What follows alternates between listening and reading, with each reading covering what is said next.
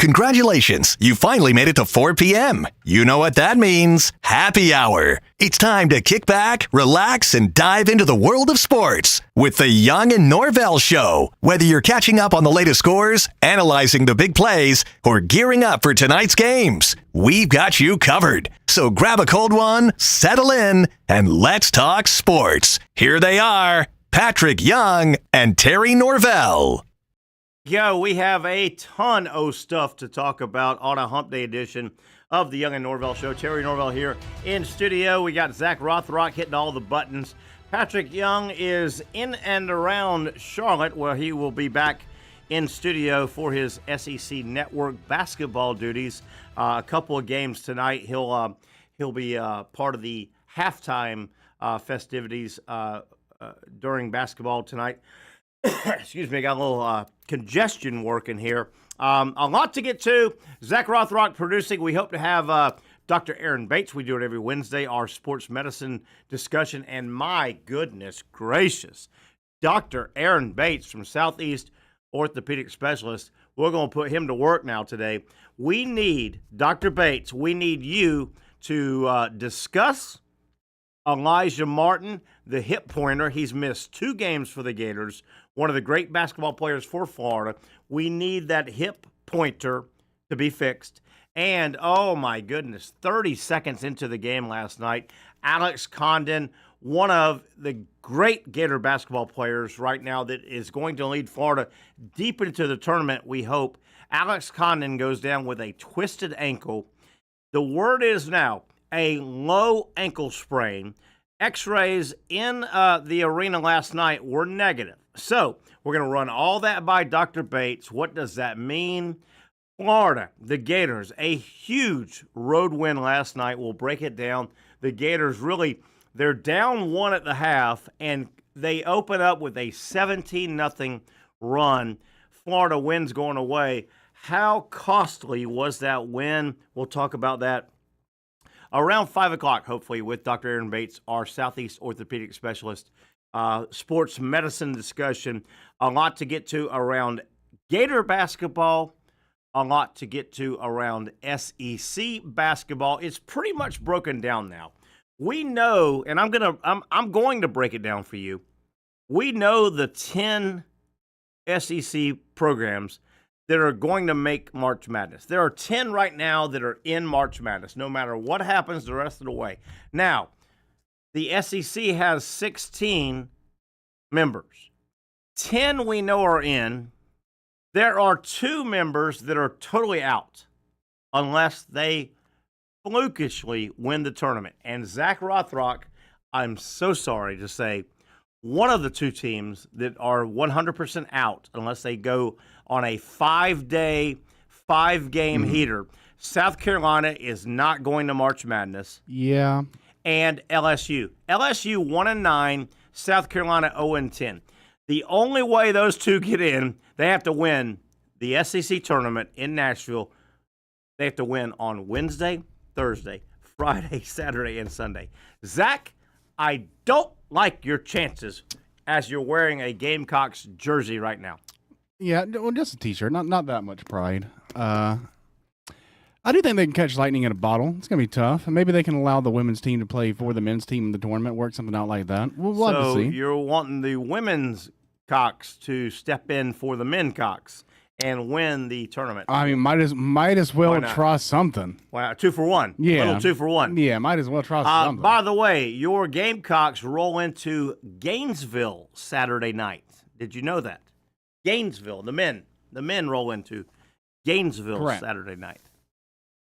By the way, 8:30 tip-off time. Oh, my God. Yeah, that's late. Zach, can you call me? I can't stay up that late, Zach. I mean, yeah, luckily the game should probably be in hand pretty early, so it won't be one of those going to go to overtime and go to 11. I think the Gators take care of business pretty early. So you do got that going for you. Yeah. So anyway, stay with me here, Zach. Yeah. And we hope to have Patric a little bit later. Pat's got his SEC Network duties tonight, a couple games. I think the SEC is pretty set right now. There are 10 teams right now that are getting in March Madness. 10. You have, of the SEC, there are 2 more spots I think that are going to get awarded. I think the SEC is going to get 12. I don't buy 13. I think 12. Here's what I got. Let's go ahead and say South Carolina and LSU are out, okay? 1-9, 0-10, okay? They're out. There are 16 teams, okay? So that gets us down to 14. I think there are 10 teams in right now. So you've got 4 teams battling for the final 2 spots.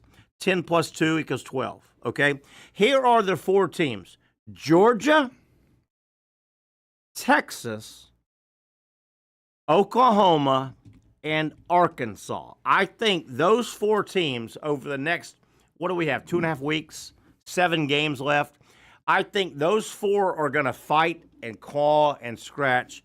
I think 2 of those 4 are going to play their way in. The SEC is going to get 12 in. I'm sorry, South Carolina is out, and I'm sorry, LSU is out. I mean, don't look now, but they could definitely catch on fire. They do play LSU next Tuesday, the 18th. Yes. Someone has to win that game. And I mean, you're right. There's no mathematical way it can end in a tie, correct? I mean, it has to. There's no right. I mean, someone's got to win it. So that could be the paradigm shift they need. So the way the SEC worked last night, some winners, some losers. Big win for Florida. Number one, we're going to talk about the Condon injury. It does not appear that Alex Condon, his ankle injury, is as bad as it looked. I mean, he's writhing on the court last night. I don't know if you saw it, Zach. I did this morning, yeah. 30 seconds into the game, by the way. He lands wrong, gets kind of pulled down. It looked bad. And Gator Nation, think about Gator Nation the last 3 years in postseason play. Colin Castleton went down, their best player, 3 years ago.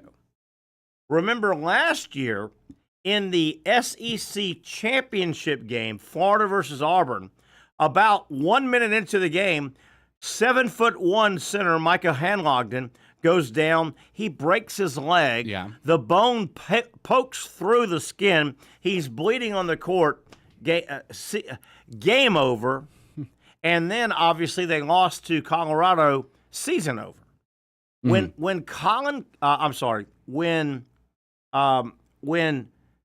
Condon went down last night, I think all of Gator Nation went, holy cow.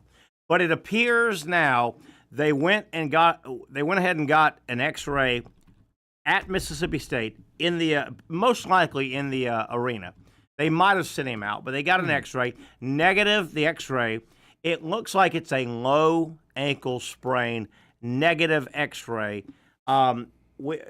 Zach, I think you've been born into the world of high ankle sprain bad, low ankle sprain not so bad. I don't know the difference. We'll talk to Dr. Bates, but it looks like Condon has a chance to miss a few games. And by the way, Florida has a very manageable next 4 games, which covers 2.5 weeks.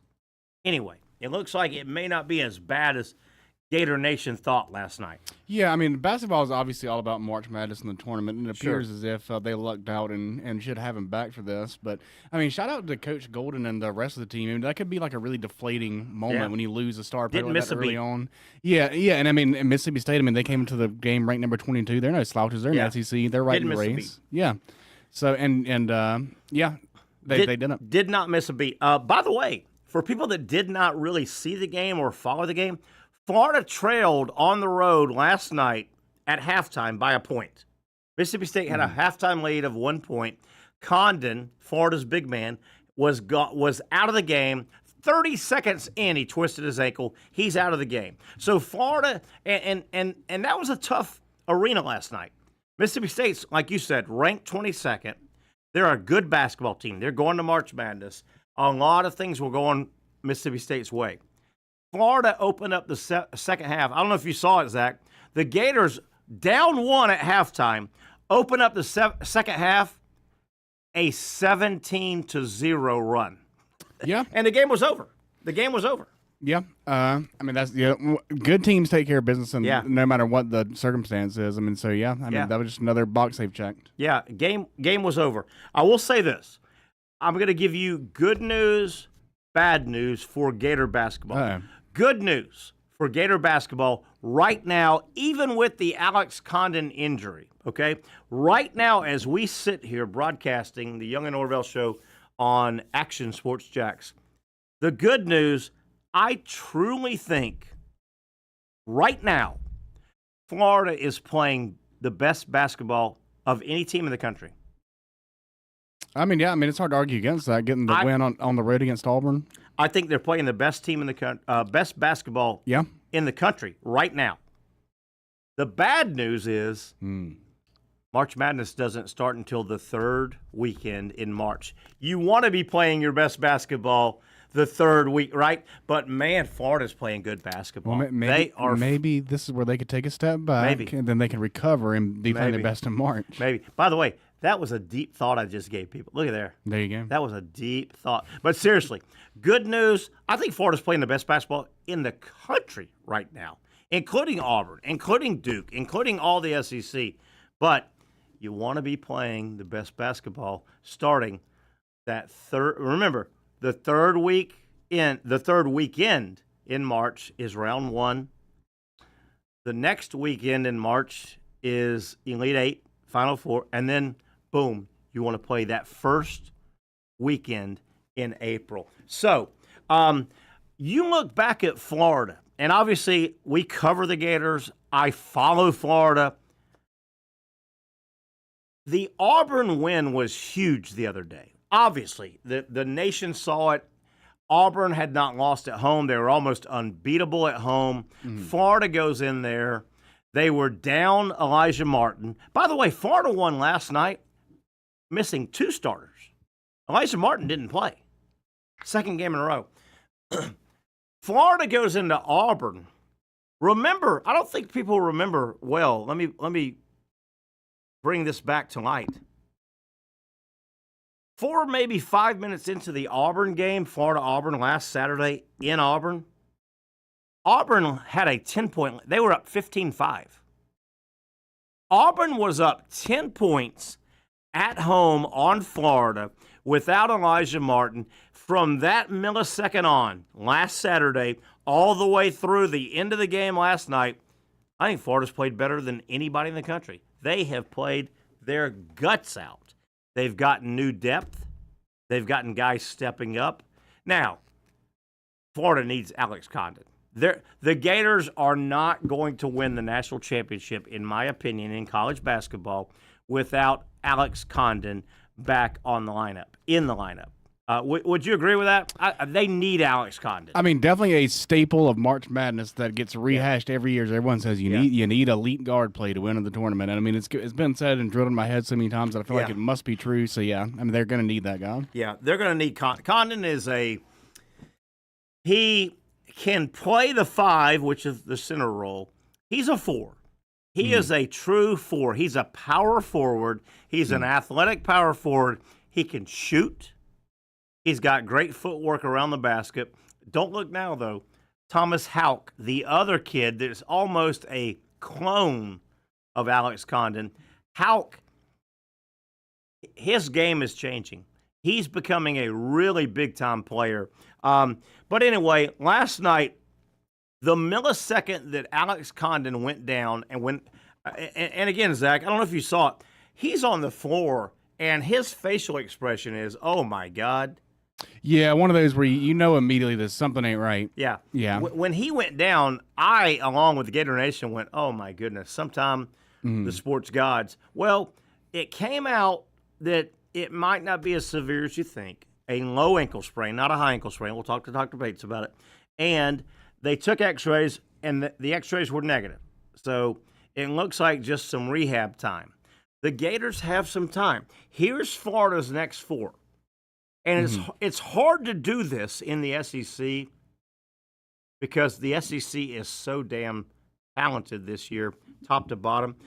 Florida's next 4 games, they're 21-3. They're ranked 3rd or 2nd, depending on the poll. Okay, Florida, they played last night. They don't play tonight. Okay, tonight's the Wednesday game. Florida's next game is Saturday at home against South Carolina. They should win that game.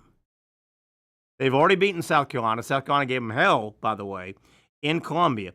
But Florida should win this Saturday against South Carolina at home. They then play Tuesday, Oklahoma at home in Gainesville. Oklahoma is one of those teams fighting for a spot, but Florida should win that game. Florida then will play at LSU.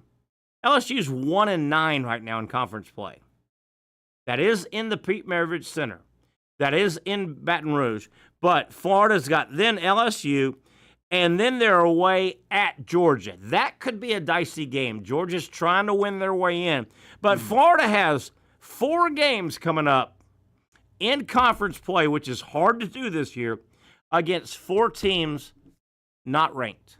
Nobody is ranked in those 4. It's not inconceivable. Florida goes 4-0.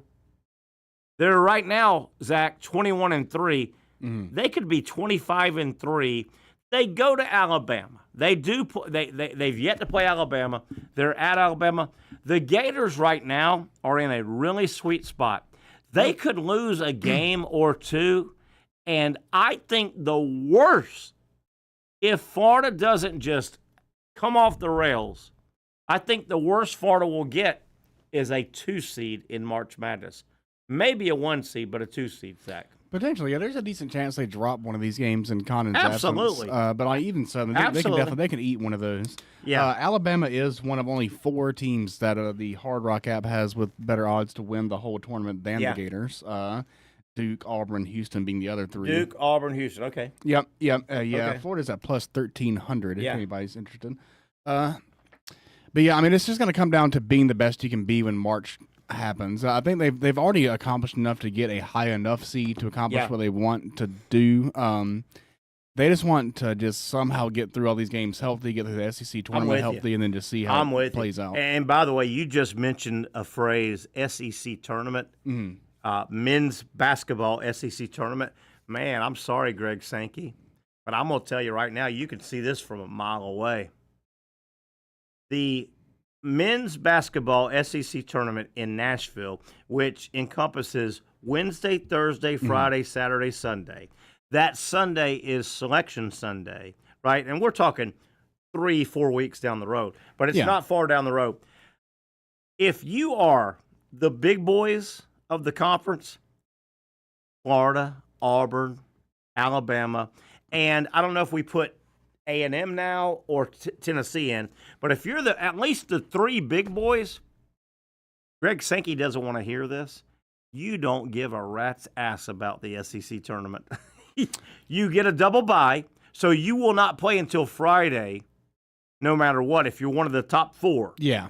But if you're Florida, if you're Auburn, if you're Alabama, and then even A&M may need a win or 2, Tennessee may need whoever that 4th is, you don't. Hey, right now, as a Gator fan, and I love my Florida Gators, Zach, you know that. I would be absolutely ecstatic if Florida won a game in Nashville on Friday, because the top 4 get double byes, right? Right. The top 4 do not play on Wednesday or Thursday; they play Friday. I would be ecstatic if Florida won a game on Friday night and lost on Saturday and got on a plane and went to hell home. I would be fine with that. Are the college teams allowed to use the phrase load management? I don't know. I don't know. I feel like there might be a lot of that just sneakily with a different term glossed over it. Yeah. And you know what this reminds me of? It reminds me, and you can respect this because South Carolina baseball historically has been really good. I mean, they went back-to-back with Ray Tanner. This reminds me of SEC baseball tournament. When they get together in Hoover, I mean, hell, the last 3 or 4 years, Tennessee's been the number 1 overall team, and LSU's really good. And Florida's – and you know what? You're like, the SEC baseball tournament for the big 4, maybe 5 teams, A&M, Arkansas, LSU, South Carolina, Florida, it's been nothing more than a jamboree. Yeah. You know, you get your pitching set. And I don't know what the answer is with basketball or baseball, but I'm telling you, man, if you're Todd Golden, and I give him if Todd Golden is sitting right here and he's going, damn, this show is really good. This guy, Terry, really knows what he's talking about. If Todd Golden's sitting right here at this table, and I say, Todd, okay, your team's not going to just lose a bunch of games, okay? They're going to hang around. They're going to win. They're going to lose one, maybe two the rest of the way, and they get to Nashville. You're going to be 24-5 with big wins, 2 wins over the national #1 team in the country, both Tennessee and Auburn. Todd, would you be okay? You don't really want to lose your first game and be 0-1, but would you be okay winning Friday, losing Saturday, getting on a plane, being in Gainesville? I think he would take that and run to the house. Yeah, I think they all would, and all the top teams would. They can't say it publicly, right? It's almost like how all these with the expansions and the playoffs and in the conferences, there needs to be some type of reworking, because like the same thing's going to happen in football, the same thing's happening in baseball. The conference tournaments and championships are just becoming irrelevant all around. Yeah. They just need to do something different. And they almost need to make it where it's the bubble teams just playing each other. It's funny you said that. I thought of that today, and I go, well, that'd be hard if you could say, well, only seeds 5 through 16 show up. Yeah. That would be hard, but you're right. Your theory is right. A team like Texas A&M with Tennessee losing last night, Texas A&M is trying to supersede Tennessee. Texas A&M is 8th in the country, right? Tennessee's lost 6 of their last 11 games. They're 6-5 their last 11 games. So a team like Texas A&M, they actually could use 2 wins in the SEC. But for the most part, you're right, Zach. The conference tournaments, and we've seen it now. We've seen it in baseball. We've seen it in basketball. The conference tournaments, even the conference football SEC championship game. I mean, there's going to be periods coming up, I think, soon where you go, damn, wait a minute. We're 10-2. It's almost like I don't want to play in the SEC championship game and maybe go 10-3 and get edged out. Yeah, you almost want to either be the first team or the third team in football. You don't want to be that second. Yeah, but that's where things get dicey, and it feels like that shouldn't be the case. It feels like the second seed should be rewarded. But I agree. I don't know. I hate to be God that just points out problems and doesn't offer solutions. I do too. I hate that. And I think you and I have worked many years, and you've heard me say that, and I've heard you say that. I hate when I I hate XYZ. I like to have an answer. Sometimes you don't. And you know what? It's fair that you don't and I don't have an answer, because I don't think Greg Sankey has an answer. Yeah. And Greg Sankey's making about $40 million to have an answer. Right. I mean, what if you just made it like the NFL Pro Bowl? When the team gets selected for the tournament, they get to just say, send my alternate in, not going. And then the team just individually gets to decide if it would help them to win or benefit them or be bad to lose. They get to weigh the pros and cons of it. Yeah, definitely. But it is tough. As we break, last night, a lot of great games in the SEC. Florida went on the road, held serve. Big win for the Gators, particularly with the injury situation. Big win. How about Kentucky fighting off Tennessee? That's a big win for Kentucky. Big loss for Tennessee. Auburn did Auburn things. They fought off Vanderbilt. I thought the big loser last night was Tennessee. Boy, Tennessee, they stumbled. They've been swept by Kentucky. And don't look now. Tennessee, as good a season as you had, you were 14-0. You were #1 in the nation for multiple weeks. Tennessee has their last 11 games, they're like 6-5. Tennessee, ugly loss. They've been swept by Kentucky, home and road. Big loss for Tennessee. All right, when we come back, I want to get into some Jaguar talk. The Jaguars, boy, they have a lot of self-evaluation that they need to do. I'll explain that in my opinion. And we know Indiana basketball, that coaching job is open. That is a blue blood. It might appear that North Carolina basketball, men's basketball, that job might be open because Hubert Davis, it appears, is not the guy.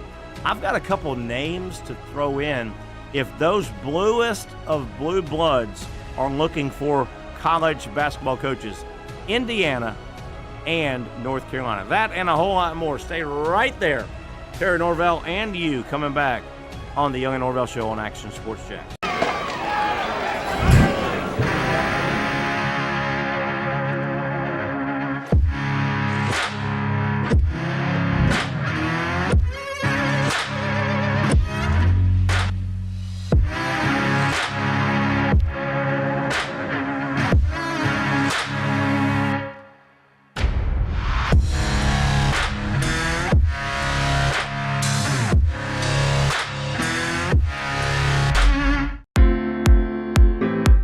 At Southeast Orthopedic Specialists, we know pain and injuries can stop you from doing what you love.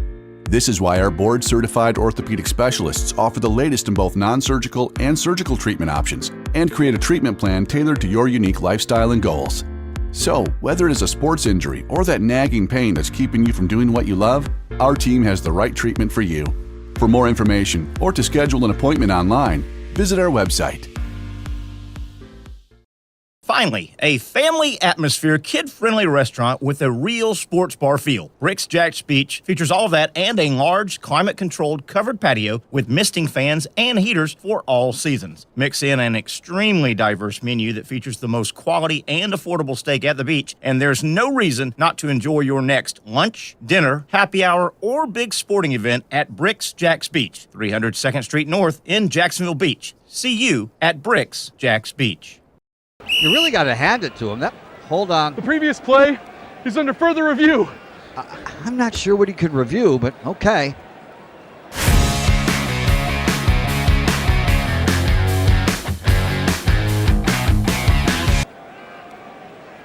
Sure has been a while. Dine in at Hurricane Grill and Wings for the football season. Well, there he is. Oh, what is that? The Action Sports Jax 24/7 network is streaming. I'm Stuart Weber, and I'm here to teach you a nice three-step process on how you can watch all your favorite programming from the Brent and Austin Show every weekday 10 a.m. to 1 p.m. or the Cup Date with me. It's fantastic. We talk NASCAR. It's a great time. Wednesdays at 1 o'clock. All right, first step, easy. Download the Action News Jax app. You probably already have it downloaded on your phone, so you might already have that one taken care of. Step 2, see that stack of pancakes up there? You click that stack of pancakes, and it's going to bring down step number 3, which is a full screen of all the different streams that you can click on, including the Action Sports Jax 24/7 stream. You click that, the video's rocking and rolling on your mobile device, you're watching all the shows you want to, and you're having a good time. You can also do it on your smart TV with the Action News Jax Now app. I do it on my Samsung TV at home. It's a great way to watch it on a nice, large screen for all the content. That's the Action Sports Jax 24/7 network. Hope you can find it. You trust CGC to make your water great, and now you can trust CGC with your plumbing needs as well. Fast, convenient scheduling, licensed and insured. A quick call away at 904-552-1242. You never know when you're going to have an issue with a shower, toilet, or maybe it's a sink that sometimes is easy to fix. All right, let's be honest.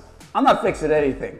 I'm totally staging this because when I have a plumbing problem, I call CGC Water Treatment and Plumbing. Trained professionals, transparent pricing, customer satisfaction. Small problem or even a bigger issue. Maybe you need a new tankless water heater or something a bit more intricate. The experts with 25 years of experience at CGC Water Treatment and Plumbing can do it all. Call 904-552-1242 or visit cgcwater.com. That's 904-552-1242 or cgcwater.com. CGC Water Treatment and Plumbing, an authorized independent Connecticut dealer. Florida license number CFC 143-2579. All right, Zach Rothrock, we're going to need you to jump in here as we welcome you back to a Wednesday edition of the Young and Norvelle Show, coming to you from the studio right here on Action Sports Jack. Zach Rothrock, we need you to jump in. Jaguar talk, a little bit of Jaguar talk. Here's my take. I want to kick around, and obviously we've got a bunch of months. We've got the draft coming up. We got the combine. We've got the draft. We've got free agency. We've got transition tags and franchise tags, maybe, blah, blah, blah, blah. We have a lot of stuff in the offseason. All right. Here's my thought. Liam Cohen, the new staff, the kitty staff that he's put together, Tony Baselli, 52 years old, a rookie at big time. Okay, we know the staff. Here's the first thing that you, Jaguar fan, should be hoping for, and you got to hope that the Jaguar staff hits a home run. The first thing Liam Cohen and his staff have to do is correctly, and hear this word, correctly self-evaluate. Are you digesting that? Correctly.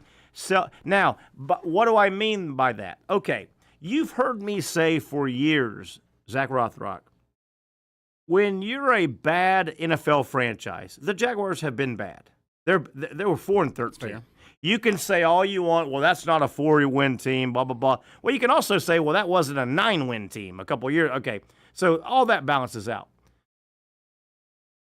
Liam Cohen and his group, the first thing they have to do is correctly self-evaluate, because you can't fix everything in one offseason.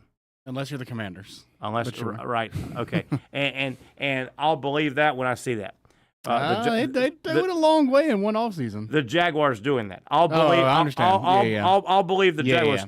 When I say you have to correctly self-evaluate, by that I mean, what are there? And I'm not going to count them up, but I think there are like 7 football position units, right?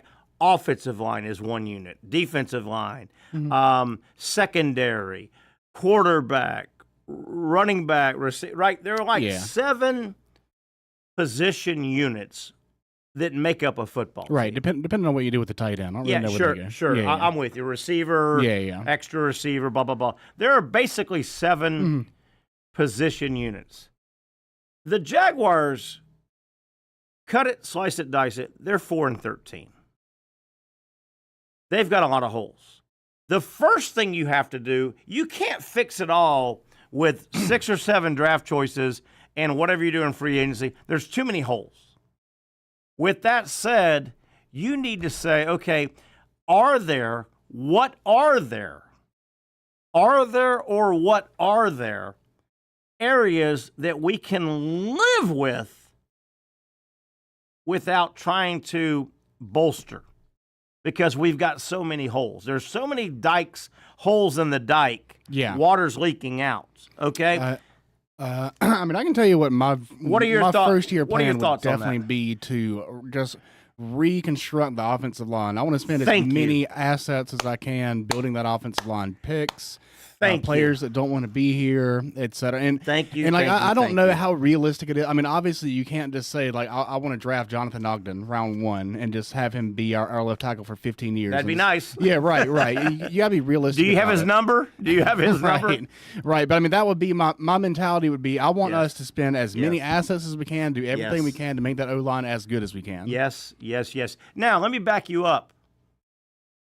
Jaguar Nation may not want to hear this, and I don't want to put words in your mouth, Zach, but I don't think 2025 the Jacksonville Jaguars are going to have a big year. I think, and if I'm Liam Cohen, I'm not trying to mortgage to try and win 7 or 8 games this year. I think my approach would be, this is a get as many as many I's dotted and T's crossed as I can. Sure. Are you in that ballpark, or do you think, hell no, Jaguars need to win and get in the playoffs right now no matter what? Where are you at on that? I think I'm somewhere in the middle with that, but since you're kind of playing the role of pessimist, I'll play the role of optimist here.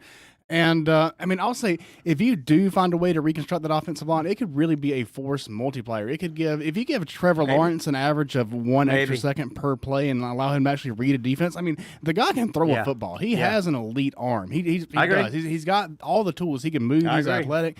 He's got to get his confidence back. He's lost his confidence. I mean, I feel like he just needs structure, stability, and he can get back to that point he wants to be. And on defense, I think you just got to do everything you can do to build around Josh Allen. I think Josh Allen is a piece. I love it. Just like how on an offense, I love it. Brian Thomas Jr. is a piece. He's the Ferrari. You don't need to get another Ferrari. You need to get meat and potatoes. It's like you're in my incredible knowledgeable JU education brain. It's like that.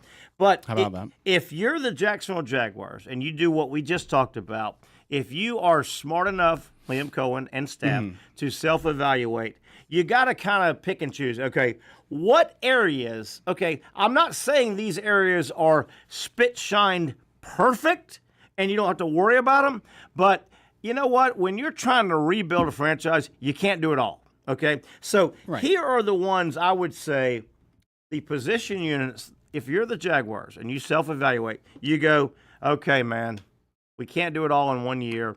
Let's just put these to the side. Quarterback. You with me there?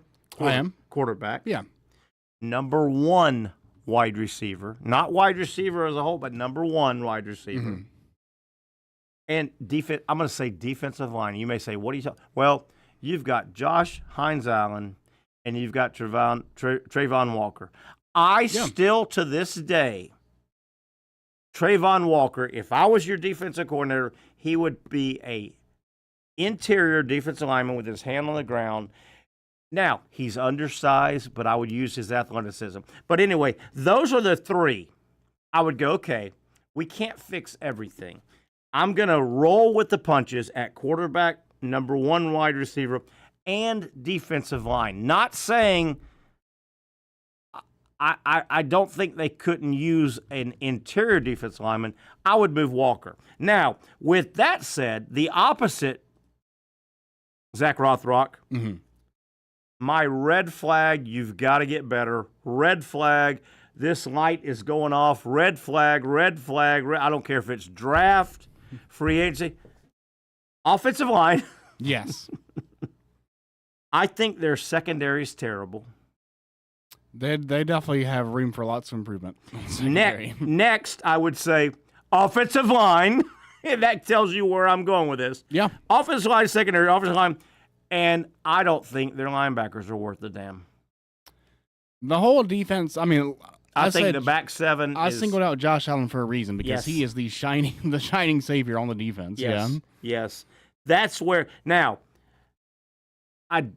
hopefully if our report card is right, hopefully Liam Cohen sees that same thing. You just can't fix everything. You just cannot fix. If they don't fix, I think the offensive line could be all sent to Hades, if you know what I mean. And I know you can't really do that. I don't think they have much of anything salvageable on the offensive line. What say you, Zach? Yeah, I mean, it's tough to do a whole hockey line shift. I agree. I agree. But I mean, if you can replace 3 of those guys, that would be amazing. If you do 2, I think you're doing something. So it's a process, and like you say, it can't be done and it can't be done overnight. It literally cannot. But there can be things in place, and the division is so bad. You really could compete for. You could win 10 games next year. There's no reason why they can't. There's really not. I know, and you look around at. Will the Titans be smart enough to leverage they've got number 1, right? They do. Will they be smart enough? I'll tell you a team, and this is getting out of the AFC South. Right. I'll tell you a team that intrigues the hell out of me, if they're smart enough, is Cleveland at number 2. Think about Cleveland. Well, I think the Patriots are 2, yeah. They're way up there. Where's Cleveland? I'm looking. They're really high. They are. They're top 5 for sure. Probably top 3. They probably are number 3.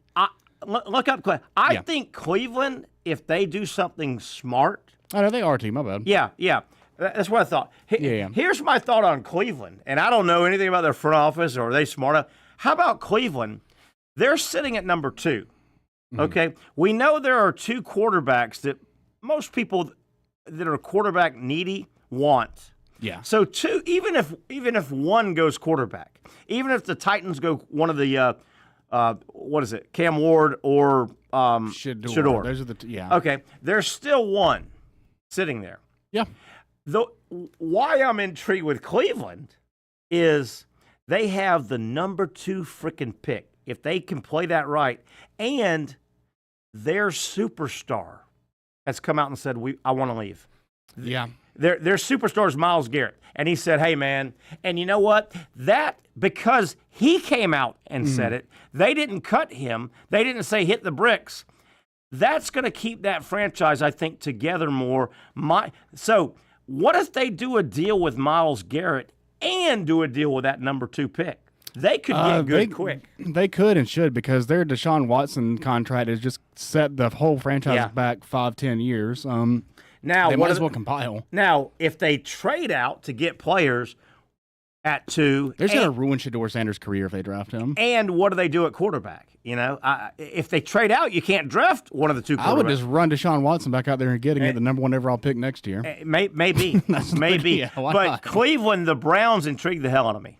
They intrigue because of their superstar has voluntarily come out and said, hey, I love my time here. I was a Brown. You know what? I'm starting to get the back half of my – so I want to get out. Yeah, he's ready to get to a contender, which I understand. He said that, so you're not going to fracture your entire franchise. You're not going to have – can you imagine – that franchise is beyond fractured. But you know what I mean? Yeah. The fans aren't calling every day going, what the hell's management doing? They're letting – no, he's asked to leave. Yeah. He's leaving. So you could package that crazy high draft pick and that great – he's still a great player. Yeah. He's still a great player. He's a defensive player of the year worthy. Yeah. That is intriguing. But, boy, I hope the Jaguars, where we're going with this, where we led this segment off, and we'll take a break here in a second. We hope to have Brent Beaird at the top of the hour. I hope the Jaguars, and let me back up. I worry a little bit. Liam Cohen's a young dude, man. He's a 39-year-old. When you're 39 in the NFL, that's young. You know what? I know the league. I'm the head coach. His coordinator's 42. His other coordinator's 31, 17. Tony Baselli's 52. I think the Jaguars got to be careful with those decision makers, understanding that 2025 is probably not going to be a big year. Yeah. Don't mortgage 26, 27, 28 for dumb decisions in 2025. Does that make any sense? Oh, yeah. I mean, you don't want to end up like the Browns. I mean, the Browns have picked in the top 10 more than any other team since 2000, and I don't see them getting out of that position anytime soon. Yeah. And, I mean, that's kind of you're closer to them than you are the Eagles and Chiefs right now. What the hell do the Titans do? I feel like they're getting Cam Ward. It feels to me like that's what's happening. I've heard people tease Travis Hunter and play him mostly. But they're going quarterback, you think? I think so. And they're going to hand the guy the ball. I think so. And you know what? From a Jaguars perspective, you're like, okay, I can live with that, because you got to believe if they get Cam Ward, Shedeur Sanders, they don't have enough around him. That's not going to be a huge season. No, they don't have elite receiver right? or anything. So the Titans are mortgaging next year a little bit. You're fine with that if you're the Jaguars, right? Oh yeah, I mean, and I think Cam Wharton. I think he's the best quarterback prospect in the draft. I think he's significantly better than Shedeur Sanders. That's just me personally, though. But yeah, even with that, I mean, you throw that guy to the Wolves with that Titans roster. Is your thought on Cam versus Shedeur busted play? So honestly, I think Cam Ward is really good in a busted play. Yeah, and I like the improvisational quarterback. Yeah. I heard someone compare him to Nikola Jokic in the NBA, and I just can't get that out of my head. Just how he just kind of he's all slow and smooth, and like, it's like the game is real slow for him. Yeah, and I'm interested to see if he can play that way in the NFL, because if he can, I think he's going to tear it up. That's interesting, man, because when you watch Big Boy Jokic, you're like, he doesn't move at all, but I mean, and yet he's a walking bucket. He's stopping everything. He's finding open players, doing all the passes. And that's like there are certain players in athletics that you read their bio and you go, man, this guy's Zach Rothrock. He's 6'6", 240 pounds, and he runs a 4.41. But you go, God. But you go, that's Jadeveon Clowney. Yeah, but you go, he never looks like he's running fast. Well, that's Jokic. Yeah, 100%. Right? You go, how does he outrun people? Well, Jokic does that. You go, how does that ugly shot go in? I think that's 30 Cam feet? Ward. I think that's Cam Ward too, and I'm interested to see what he's going to do. Yeah. Do you know? This is a little college football. The Cam Ward equivalent this year, and I don't know if I did a good job explaining that. there's a blue blood college football program that is praying to God they just portaled the new Cam Ward as Miami portaled Cam Ward from Washington State. Remember, Cam Ward was at Washington State, good player. Honestly, did not know that. Yeah, he came from Washington State. Oklahoma has signed Jake Meteer, I think his name is, Meeter, from Washington State. So Oklahoma, who needs a quarterback, God, that Jackson Arnold was terrible, tough. wasn't he? And they're praying to God this Jake Meteer I think it's John Meteer. John, whatever his name is. They're praying he's this year's Cam Ward. He's this year's Cam. My God, Cam Ward hit the ground. What a great player he was in college football. Just a great player. Oh, yeah. I think that Miami's taking a significant step back this year. I don't think Carson Beck is anywhere near the talent that Cam I just Ward don't is. know. I don't know where, and this may be so unfair for me to say about Carson Beck at Miami this year. Cam Ward gave you so much busted play yardage. Yeah. I mean, busted play. Now, he made a million great throws, and Miami, because of his throws, ran underneath that. But, my God, do you remember how many plays he saved? Oh, yeah, and it's effortless. He just steps up in the pocket. He's about to get sacked, effortlessly flicks his wrist, is 40 yards downfield to the wide open, number 7 most of the time? Respo or whatever. Yeah. Is that the quarterback of the future in the NFL? I think that there's taking a turn. Everyone wants this improvisational, this Patrick Mahomes, Josh Allen, because I believe that the thought process is you can teach that guy to play from the pocket and do the Tom Brady stuff, but you can never teach Tom Brady to do the Patrick Mahomes stuff. I think that's the logic. And I mean, obviously, you can be extremely successful playing from the pocket, and Brady won 7 Super Bowls, but it kind of limits your ceiling from what you can do in any particular play. But Cam Ward's game is much closer to modern day Patrick Mahomes than Tom Brady, Aaron Rodgers. Yeah, I mean, he looks a very. I kind of hate the phrase Mahomes-like because I feel like it's overused, but he does that improvisational style with a strong arm. Yeah, not the fastest, but can move. Yeah. Did you see? As we go to break, did you see? I guess the day after the Super Bowl. I guess it was Monday after the Super Bowl. The ESPN Power Poll came out, and we saw Philadelphia just beat the snot out of Kansas City. Did you see who ESPN's Power Poll had number 1 team 2025? I did not, but I saw the odds makers had the Ravens. Kansas City. Yeah. I think that's a little disrespectful, but sure. Yeah. I would have the Eagles number 1. How do you feel as we go to break? What do you think? How ugly is Friday's 1 million expected visitors for the Eagles celebration parade?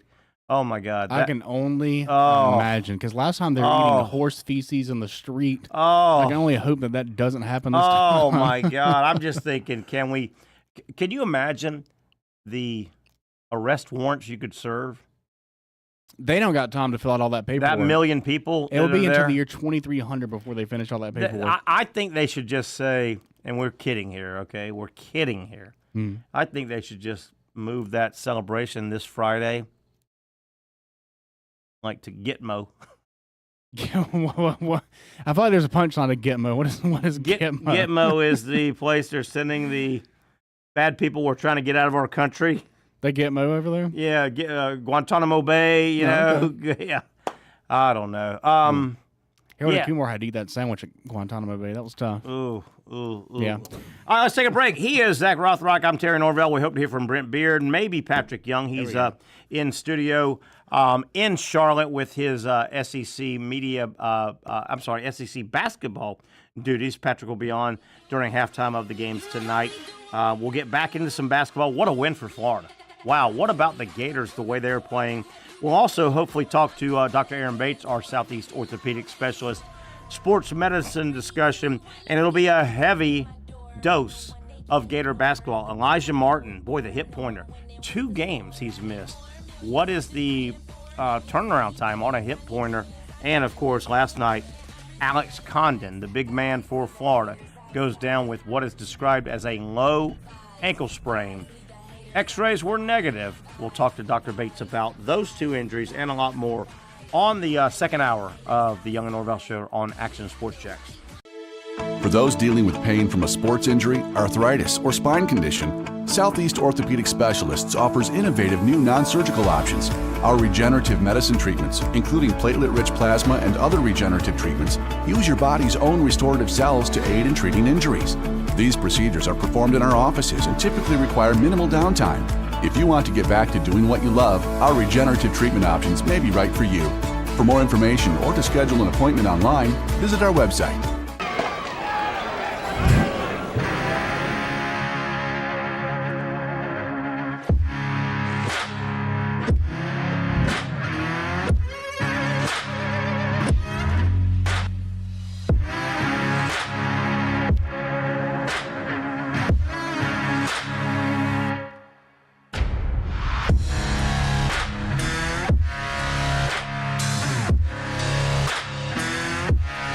Finally, a family atmosphere, kid-friendly restaurant with a real sports bar feel. Bricks Jack's Beach features all of that and a large, climate-controlled covered patio with misting fans and heaters for all seasons. Mix in an extremely diverse menu that features the most quality and affordable steak at the beach, and there's no reason not to enjoy your next lunch, dinner, happy hour, or big sporting event at Bricks Jack's Beach, 300 2nd Street North in Jacksonville Beach. See you at Bricks Jack's Beach. Since 1936, Procter Ace has been proudly helping Jacks with all your home and garden projects. Whether you need tools, paint, plumbing supplies, or expert advice, we've got what you need to get the job done right. Looking to brighten your yard? Visit our garden center for plants, tools, and everything to make your outdoor space flourish. You're not just shopping here, you're part of our community. So come in today and let us help you tackle your next project with a smile. After all, Ace is the place with the helpful hardware, folks. When I say it means something to me, gentlemen, it means something to me. High school football is back and it's bigger than ever. Welcome to the Friday Night Zone Blitz. It is bigger than a game. Watch the biggest games each week live as the action unfolds with instant reaction and analysis from our Hall of Famer, Kevin Sullivan.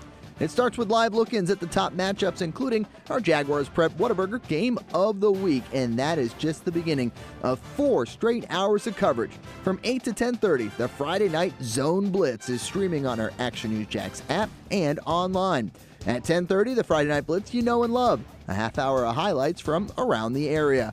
11 o'clock, we shine the spotlight on the bands that pump up the crowd. 11:15, it's time to blitz through the highlights online and on air. Then 11:35, back to the stream to break down the night's results with a reaction from local coaches. 4 straight hours of high school football on the Friday Night Zone Blitz. Only on Action Sports Jacks 24/7.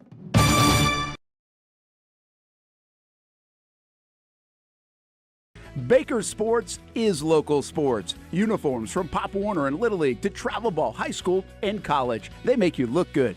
They help you play good. Baker Sports has been helping families make memories that will last a lifetime with their Baker's Buckets. We've got a lot of these filled with baseballs and softballs in the garage. I've been throwing batting practice to Ty and Kaylee for years and also sit on the Baker's Bucket, catching Kaylee while she practices her pitching. Baker Sports is homegrown, and a lot of employees that used to play on local ball fields now work for Baker Sports, now helping you look good, play good, and make memories of your own. Visit Bakersport.com to see what Baker Sports can do for you. Custom apparel, Nike, Under Armour, Adidas, embroidery, screen printing, and more. Baker Sports is local sports from Jacksonville to anywhere in the Southeast. Bakersport.com.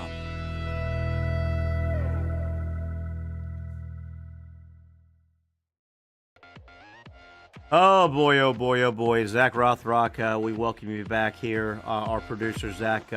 I'm Terry Norvelle on a Wednesday Hump Day edition. Busy Hump Day edition here in February. Coming to you live from Action Sports Jacks. Zach, hopefully, if this is true, I think female in question is okay. Don't want to make light of this at all, but Zach Rothrock, Young Joka. You know who Young Joka is, right? I am familiar with that name, yeah. Young Joka is the rap name of Kadarius Toney, former, and I'm going to say great Gator wide receiver. Kadarius Toney's 2 years at Florida, and I think he was a Mullen recruit. Yeah. He was there. It was Kyle Pitts.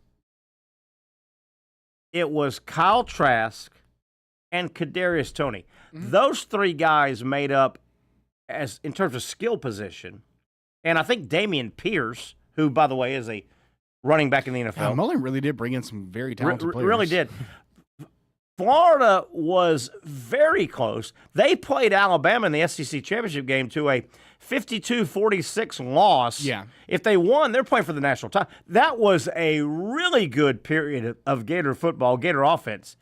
Kadarius Toney, his first year, he was kind of a jack of all trades. His second year, he was unguardable. Mm-hmm. He made plays after play. First round draft pick, I believe, right? He was. First round draft pick. Goes to Kansas City, wins not one but 2 Super Bowls, I think, with Kansas City. He had defining plays in a couple of those Super Bowls. He had a huge punt return. I think it was 65 yards. Mm-hmm. He had a catch. He had a touchdown. He made big plays. Yeah, I think he won the game-winning play on that, what they call the corn dog motion, where he goes left, goes back right. Yeah, Yep. yeah. Nice little simple catch, but he's a quick guy. Oh, yeah. Kadarius Toney, the world at its tail, right? I mean, he had the world by the tail. TMZ reporting that NFL's, or former, I guess, NFL, Kadarius Toney arrested. Cops say he strangled a woman. Oh, Kadarius. 2-time Super Bowl champion Kadarius Toney arrested last week over allegations he strangled a woman, according to TMZ Sports has learned. According to the police documents obtained, the former Kansas City wide receiver was accused of putting his hands around a woman's throat during a dispute at a Georgia residence on January 14th, so a couple weeks ago, and squeezing with enough force to cause her to be unable to breathe. Blah, blah, blah, blah, blah. We go on and on. Come on, young Joker. Come on, kid. Number one, I hope the woman's okay. I hope the description is worse than the actuality. My God, I can imagine going through that. Somebody that you would imagine is physically stronger than you, putting their hands around your throat, that you breathe with. Oh, my goodness. Yeah. Kadarius Toney, come on, young Joker. Where are you going? You got the world by the tail. Yeah, and I typically like to, when these stories break, I kind of try to give people the benefit of the doubt and say they're innocent until proven guilty. But, I mean, kind of given his history and all this and that, I feel like he probably did do this, and he's probably going to face really serious consequences for it. Oh, additionally, authorities wrote in the documents Toney took the woman's phone from her during the altercation in order to prevent her from calling 911. You can't do that. You can't do that. Warrants for Toney's arrest were issued on January 15th, and jail records obtained. We obtained, this is TMZ, showed the 26-year-old was thrown behind bars in Douglas County, in a Douglas County facility on February 6th, on one charge of aggravated assault, strangulation, and one charge of obstructing, harassing 911 calls. The records show the 26-year-old's bond was set at $25,000. You look at a guy like Kadarius Toney, you go, my man, hopefully you can get some help. Somebody helps you. The word is, and we kid around, his rap name is Young Joker, right? But to take it a step further, I remember looking into this 3, 4, 5 years ago, even when he was at Florida. He wasn't just a guy that went around saying, hey, man, I'm a rap star. I play football. No, the word is an accomplished rap star. I mean, he was talented at that aspect of his life as well. He wasn't just but my goodness, you've got athletics, you've got entertainment. How many more chances do you want, young Joker? Yeah, I think that he's unfortunately ran out of chances. You would think. He probably won't get back into it as I get ready to preview a little bit of young Joker. Is this one of his songs? And Kansas City tried to bring him back. Remember that? Oh, yeah. I mean, that's what they need. They need a dynamic. Wow. And I mean, he was stepping in for Tyreek, right? They thought he would be the next Tyreek. Yeah, they basically thought they would swap out Tyreek Hill for Kadarius and save a little money. Same kind of player, save a little money. Deal for a couple of years. And then if Tony turned out to be the next Tyreek, okay, go shop yourself, or we can pay for you. But my goodness, don't you feel bad? Number one, for the woman, if she went through this traumatic situation. Yeah. But my goodness, Kadarius Toney.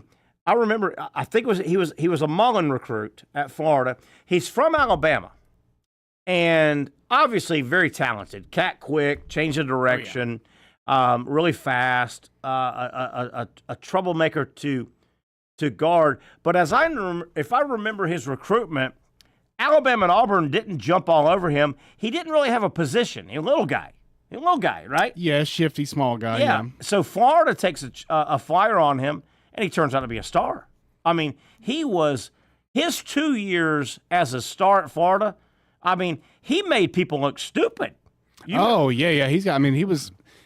He always reminded me on the field of Percy Harvin. I agree. And just that lightning quick. And anytime he touches the ball, he can take it to the house. And so, yeah, it's really sad to see his career take a turn. Because he's the type of guy that I like.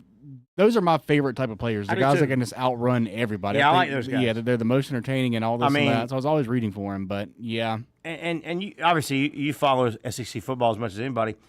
When Tony was at Florida, those 2 years when he was a star, I mean, he was a star. Oh, yeah. At Florida.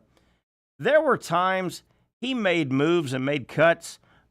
My knee hurt watching him. You're like, my God. Yeah, I mean, you don't get drafted number 21 overall with that height without being an amazing superstar. I mean, what was he? If you maxed him out, 5'9.5", 5'10", 180, 185? That sounds about right. I don't know what we're officially listed at. They listed him at 6'1", probably 205. Kadarius Toney was about 5'9.5", 5'10", probably 190. Yeah, listed soaking at wet. 6 foot, but I don't know. Yeah. Oh, Kadarius, young joker, get it together, my man. Get it together. All right, bro. Let's take a break. We think Brent Beaird will join us in a little bit. Hopefully, Patric Young. Pat obviously tied up with his SEC basketball network work tonight. Pat will be on during halftime of all the games on the SEC network. Follow him. Let's get back into some SEC basketball. And I've got to give you my two names. I've got two names for what I think will be not one but two blue blood jobs opening up. We know Indiana basketball is open. They're going to fire Mike Woodson. It's been announced. I'm not so sure North Carolina is not looking for a new basketball coach. Hubert Davis hasn't been the answer. That hasn't been announced. But I'm going to take you on a behind the scenes, my thoughts on who could fill, if I was filling those spots, who my first couple of calls would be. North Carolina basketball, Indiana basketball, two of the bluest of blue bloods. We'll talk about that in hour number 2, the Young and Norvelle Show on Action Sports Jacks. Finally, a family atmosphere, kid-friendly restaurant with a real sports bar feel. Rick's Jack's Beach features all of that and a large, climate-controlled covered patio with misting fans and heaters for all seasons. Mix in an extremely diverse menu that features the most quality and affordable steak at the beach, and there's no reason not to enjoy your next lunch, dinner, happy hour, or big sporting event at Rick's Jack's Beach, 300 2nd Street North in Jacksonville Beach. See you at Rick's Jack's Beach.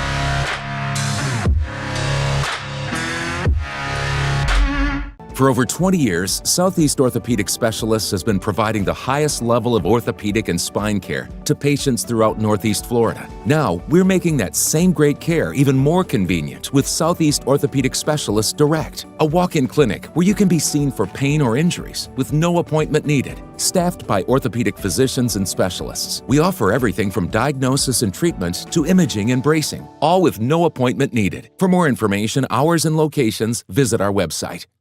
You really got to hand it to him. Hold on. The previous play is under further review. I'm not sure what he could review, but okay.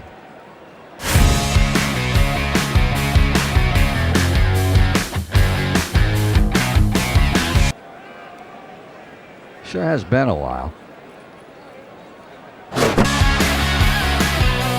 Dine in at Hurricane Grill and Wings for the football season.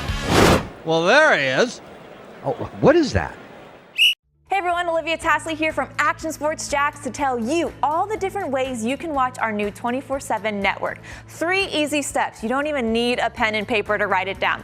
Step number 1, download the app. Search Action News Jacks in your app store either on your phone or your smart TV. Then, once you're on the app, click on that little drop-down menu in the upper left-hand corner with the 3 little lines.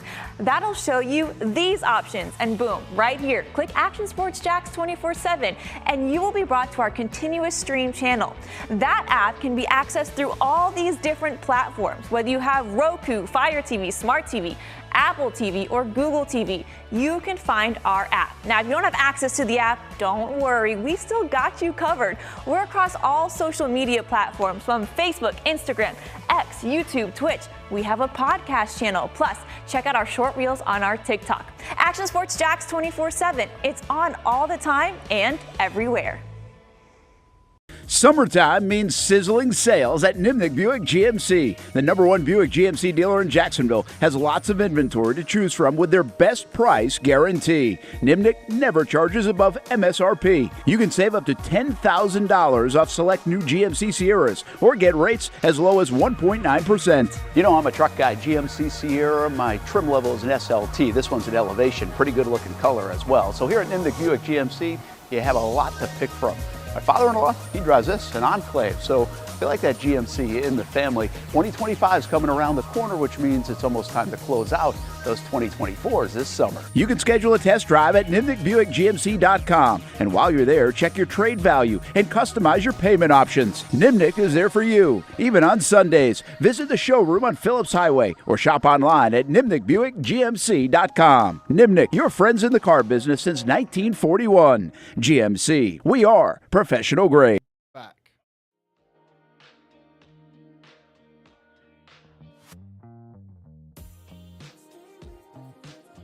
The headphones. There we go. Oh, there we go. Hey, unfortunately, we enjoy our visit with Dr. Aaron Bates from Southeast Orthopedics Specialist, but unfortunately, we got to talk two Gators sports injuries as we welcome Dr. Bates in.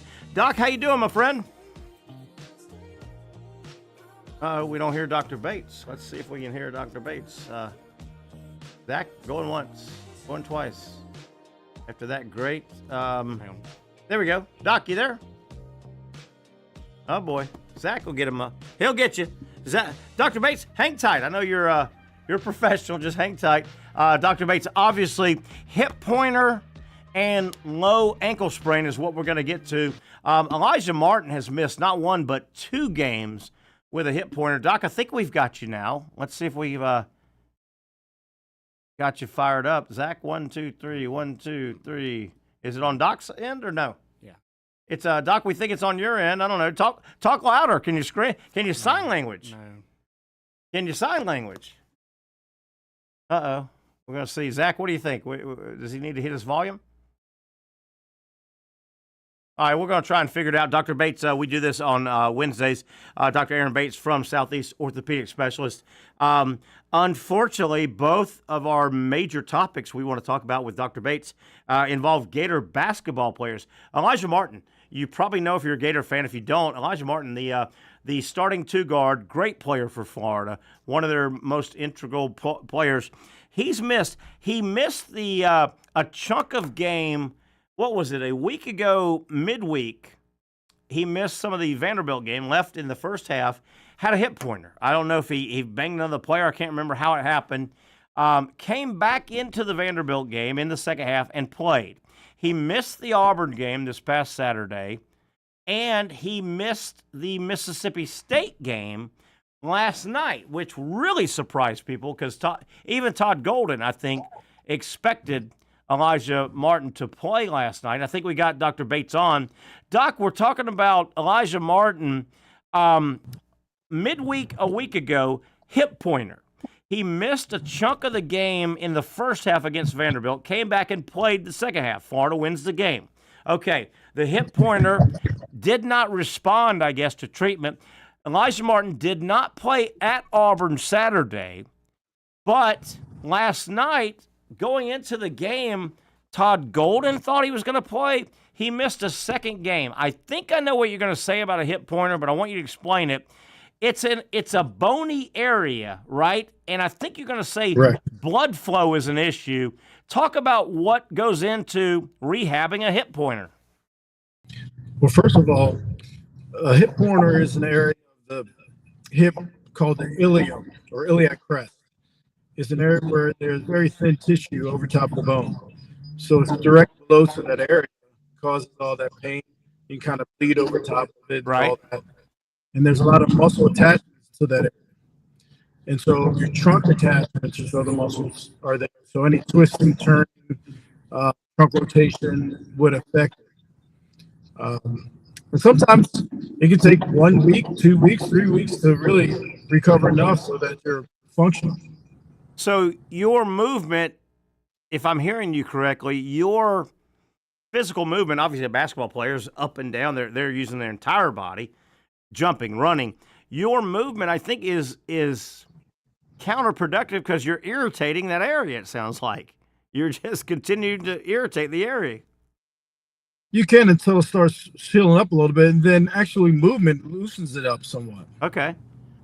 What is it again? I've had that once or twice. That's a bony area. Is it a blood flow issue as well? You always talk about blood flow. Blood flow is good when it comes to rehabbing, right? Yeah, talk about that. Yes. Well, also you obviously need blood flow to bring in nutrients for healing. And so anytime you can have more blood flow to an area that's injured, it's good. What's the treatment? Sometimes the blood flow gets disrupted, though, in an area. And that's why it takes longer to heal. What's the treatment? Obviously, not being physical helps, obviously. Is that ultrasound? Is that ice? Is that a little bit of everything? What is that? Yeah, there's a lot of things that go into it. First of all, there's just rest from any inciting injury to that area. Once you have some period of rest, then there's a lot of icing and stretching and also heat. So you do both kind of contrast, ice and heat. You can do ultrasound, you do E-step. There's a lot of physical therapy things and athletic training modalities you can use to help heal that area. I hate to say this because I don't want to disrespect other sports teams and other college teams. Boy, Florida, they just got through Auburn, the number one team in the nation. They had a huge win. Martin did not play. They got through last night. That was a snake. Even though Florida won big in the second half, that was a trap game. Mississippi State last night is a good basketball team. The crowd wanted to help Mississippi State, but Florida took them out in the second half. With that said, South Carolina, Oklahoma, LSU, and Georgia. The next four opponents for Florida, none of them are ranked. When you talk as a medical professional to a team, the head coach, the number one, PT guy, do you look at the games coming up and go, well, do we want to get him all the way back, or you should win these games, or how does that translate to you're a medical professional? You don't really care that, well, you guys should beat South Carolina. Why don't you hold him out? Right. As a team doc, we really don't get into that type of decision making, although we think about it. Yeah. Now, our job is to report back to the medical staff, like the athletic trainer and the coaches, what the status of the certain player is. Now, along with our input, then they can make a decision as to how they want to play someone or not play someone or limit their minutes or whatever. Yeah. So, all you can do, I guess, is deliver your prognosis, right? And definitely. But obviously, you're always going to lean toward the patient. Number one priority is the athlete and their well-being. And not March Madness, not a 2 seed versus a 1 seed, right? Yeah. Definitely. I know the closest thing I got to a hip pointer, I think, I never really had a true hip pointer playing baseball. The closest thing I got, and I brought this up one time and I don't know if this is a great correlation. I was playing college baseball, left-handed batter, so my right leg is facing the pitcher. I got hit by pitch, right on the outside of the knee where it bends, right? Guy hit me right in the knee. And that damn thing, I guess the bruise and, middle infielder, I didn't want to miss any time. It never healed all year because I was constantly running and jumping and sliding and hitting. And it was just that area, there's nothing there other than skin and bone. It's very thin right there. I never could heal that damn thing. Sure. Similar is when you bump your shin, like the front part of your leg. Oh. It lasts for a long time. Oh, that hurts. I hate that. The old who moved the coffee table deal, right? Who moved the coffee table at night, and then you run into it. All right, Doc. The next injury, and I hate to stay with Florida basketball. By the way, Dr. Aaron Bates with Southeast Orthopedic Specialist. If you've got orthopedic needs, the best way to contact Dr. Bates, the good folks at Southeast Orthopedic Specialist, se-ortho.com. se-ortho.com. You can find all the offices. You can get some Q&A. You can go ahead and set up your evaluation. The best in the business, Southeast Orthopedic Specialist. Doc, last night, the big man for Florida, Alex Condon, one of their big star post guys, he goes down very early, 30 seconds into the game last night at Mississippi State. A nasty ankle. Nobody knew. He went down, massive pain on his face. He goes down, out for the rest of the game. Reports toward the end of the game, and I'm assuming at the arena. I don't know if it was at the arena or they took him off premises real quick. X-ray on the ankle. The X-rays came back negative last night on Alex Condon, and he is a vital. If Florida's going to make a deep run, they need Alex Condon. For sure.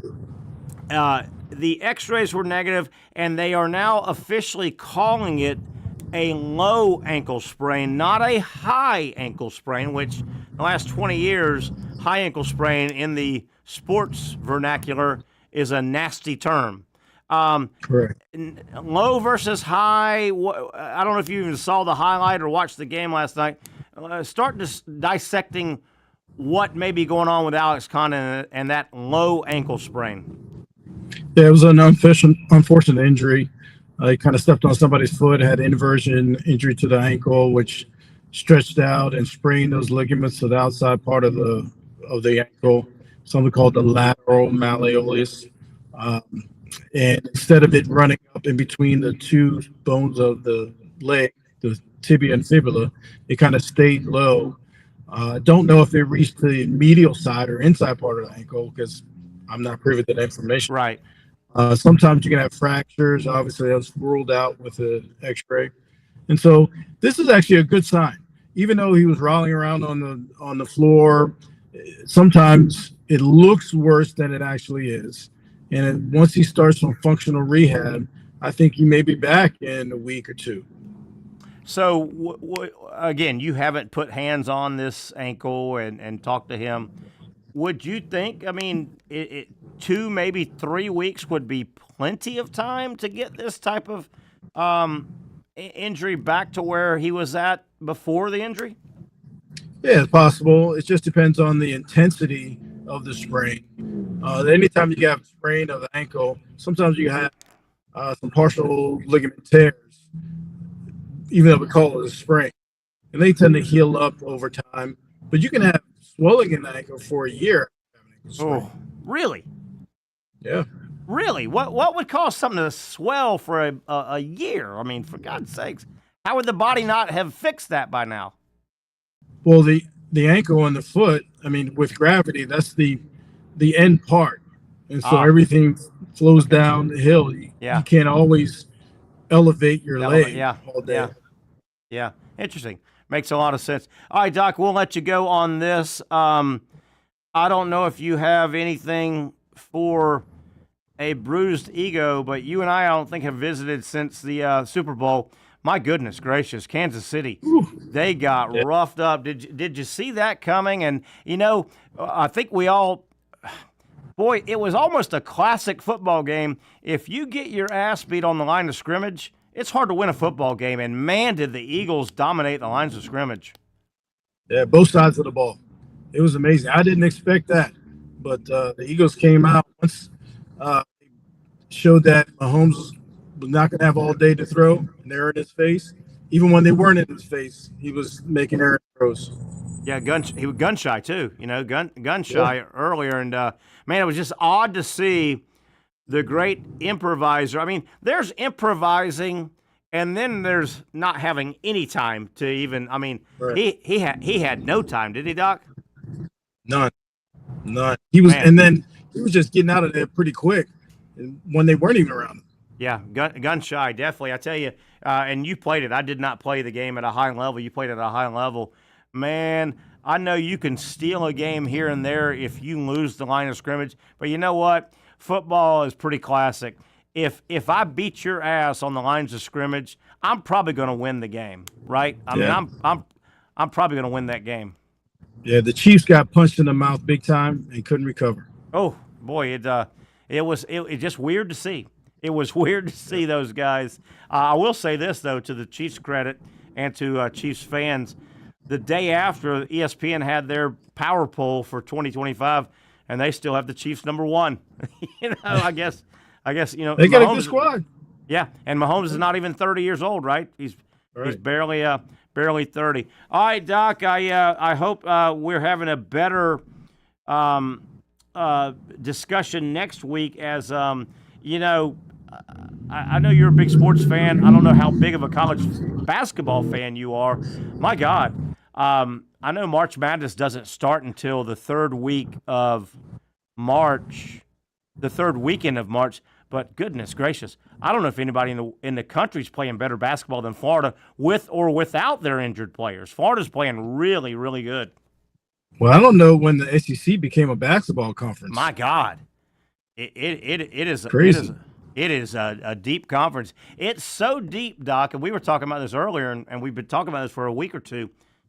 The SEC basketball is so deep that if you pull the four big boys out, and I don't mean to disrespect anybody, but Auburn, Alabama, Florida, and then, I don't know, Tennessee lost last night, Tennessee, Texas A&M maybe. When you pull the big four out, they're going to go into the SEC tournament in Nashville week 2 of March. They actually, I think they'd prefer to lose and get the hell out of there. They don't need the tournament, right? I think they'd rather get out of there without any injuries. Any injuries, right? Yeah. They're so strong. Their records are so strong. They're going to get in that large anyway. Yeah, and I don't know if you followed Auburn. Gator Nation was a little bit upset. Auburn did not fall out of the 1 spot, even though Florida beat them Saturday late afternoon. Well, Auburn, their strength of schedule, they've beaten everybody that's come their way. I mean, they've beaten top 10 Purdue, top 10 Iowa State, top 10 Houston, Tennessee. Whew. But, Doc, you got to win it all, though. Hey, we said that about SEC football, and they didn't win it all. Yep. And they didn't win it all. Doc, good stuff. I appreciate you. We'll get together again next week as we'll get closer to March Madness. That is our buddy Dr. Aaron Bates from Southeast Orthopedic Specialists. Remember, se-ortho.com. He's as good as they get in the area. I guarantee you, you can talk to him, talk to his office, check out all they can do for you if you've got orthopedic needs. se-ortho.com. Let's take a break. We'll talk some college basketball openings. We think Indiana is open. We think North Carolina might open. Who are some of the leading names? I've got 2 that I think would fit like a glove in those 2 spots if both of those are open. Let's take a break here on the Young and Norvelle show right here on Action Sports Jacks. Finally, a family atmosphere, kid-friendly restaurant with a real sports bar feel. Bricks Jack's Beach features all of that and a large, climate-controlled covered patio with misting fans and heaters for all seasons. Mix in an extremely diverse menu that features the most quality and affordable steak at the beach, and there's no reason not to enjoy your next lunch, dinner, happy hour, or big sporting event at Bricks Jack's Beach, 300 2nd Street North in Jacksonville Beach. See you at Bricks Jack's Beach.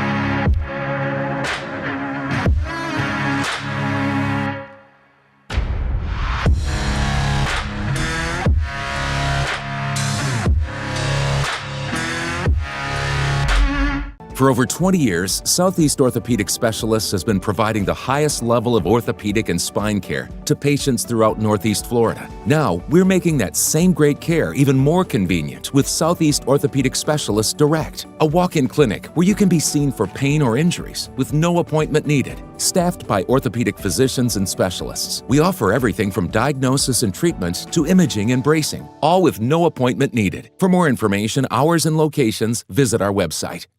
You really got to hand it to him. Hold on. The previous play is under further review. I'm not sure what he could review, but okay.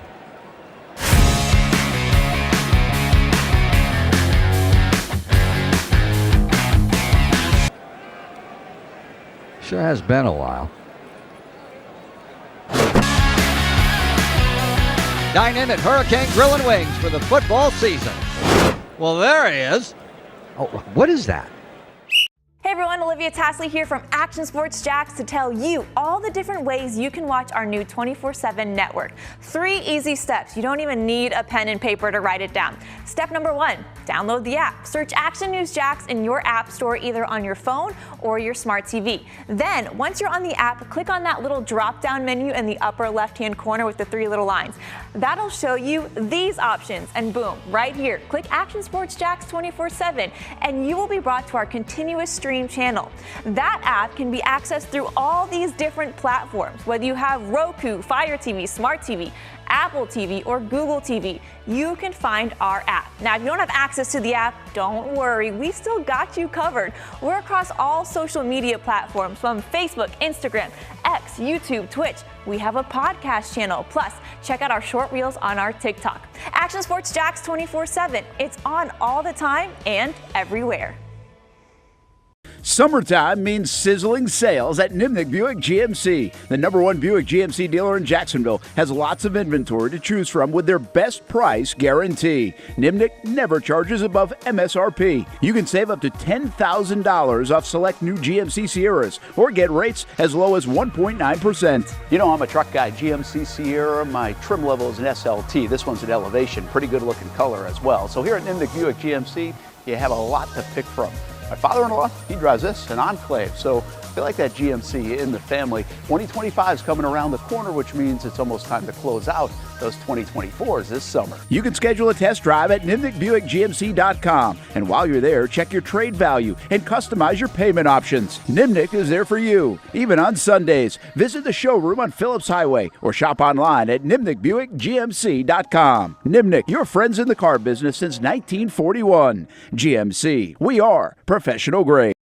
All right, we hope to hear from Brent Beaird here momentarily on a Hump Day edition, a Wednesday edition of the Young and Norvelle Show. Tomorrow we'll be down in Neptune Beach. You know our Thursday hangout. Of course, Sliders Oyster Bar. I want to tease a little bit, or actually get back to a tease that I had.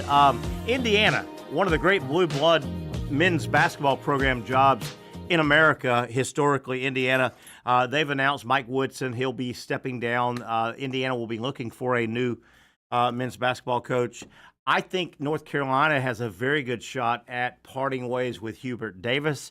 Carolina may sneak into March Madness. They may not. Either way, I don't think Hubert Davis is the right guy at North Carolina, and certainly Mike Woodson is not the right guy at Indiana. Those are two. I mean, I don't know if you can get any more, blue blood. UCLA, Kentucky, North Carolina, Duke, Indiana. Those are the bluest of blue bloods when it comes to college basketball. I've got a couple names.